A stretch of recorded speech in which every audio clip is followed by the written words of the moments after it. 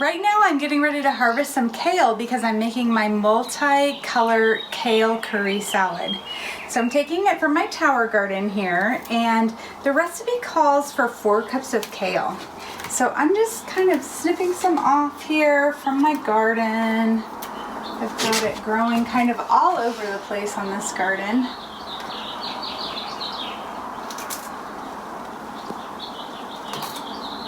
And I love using the kale because kale is so rich in vitamin B, C, A, K, folate. Sounds like we're saying the alphabet here, but it is just definitely one of those superfoods. One of the things that I really love about kale is that it's super rich in vitamins, minerals. It's got a lot of antioxidants, lots of plant chemicals in there.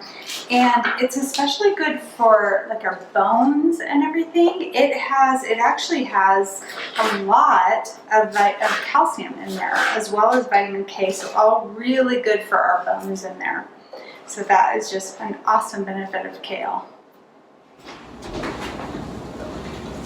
So kale is in the family of cruciferous vegetables, and crucifers are so amazing. They are just immune powerhouses. They're those kind of vegetables that just have that crunch to them. Think of like cauliflower, broccoli, Brussels sprouts, kale, cabbage, those kinds of things. And what's super magical about the crucifers, well, first of all, I think it's just interesting where they got their name. So cruciferous vegetables got the name crucifers because the 4 leaves that they typically have on like when they're growing on the plant, it looks like a cross. So that is how they actually got that name. So that's always kind of interesting to know about plant history if you're geeky about plants like I am. But I think that's really interesting. But the nice thing about crucifers, anything that has that crunch to it, they are super cancer fighting powerhouses. They actually can reverse cancers. So they are so just important to have in our diet. So try and add those cruciferous vegetables, those things with a crunch, as much as you can. So we've got our 4 cups of kale here now. The next ingredient in our salad is an apple. And you can basically use any apple that you want. I'm using a red apple here. And I'm just gonna dice it up and throw that into my salad.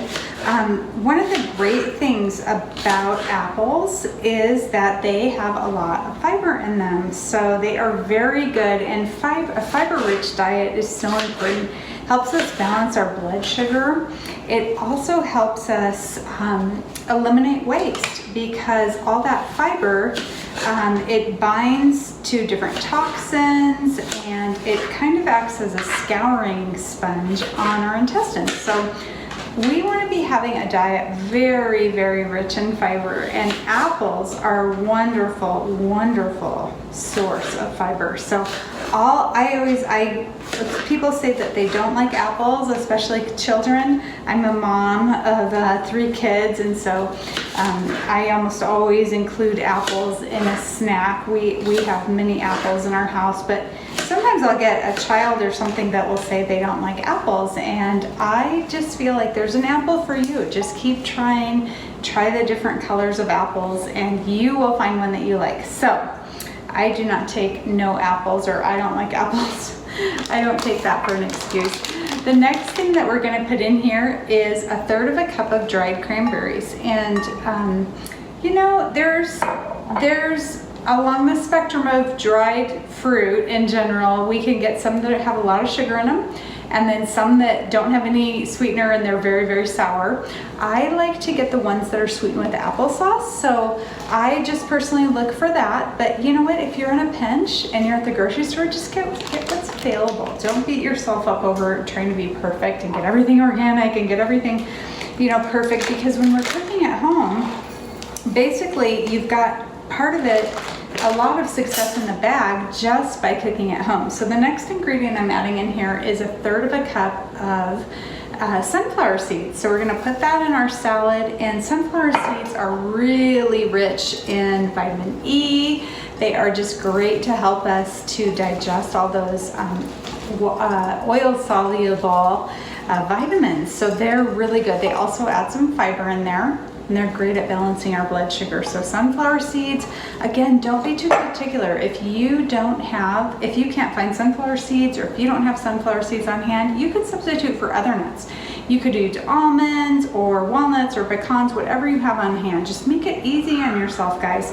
You're already going the extra mile to cook at home. So don't feel like you have to be perfect and follow the recipe to the T. I very rarely follow a recipe directly to the T. So don't feel like you have to do that. I do like to have, I forgot to mention, I like to do the apples or another fruit, like you could do grapes or oranges or anything, but you want to have a little sweetness factor in there to balance out. Sometimes the kale can be a little bit bitter tasting, or just kind of a strong taste. So I think the sweetness sort of cuts that. Of course, growing on the tower garden, gosh, those vegetables are very, very tender, and they don't tend to be, or if you get the baby kales at the grocery store, it doesn't tend to be bitter, but sometimes we can get a little bit bitter.